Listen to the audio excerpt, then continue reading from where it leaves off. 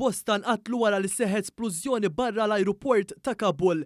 L-esplużjoni li jidher li seħħet minn żewġ persuni permezz ta' bomba suwiċida saret fid-daħla li fiha mit-truppi Ingliżi. Fost il-mejtem numru ta' ċittadini Amerikani u dawk ċivili, ħaġa li anke konfermaha kelliem għall-Pentagon. Il-Taliban ukoll ħarġu jikkonfermaw li seħħet splużjoni.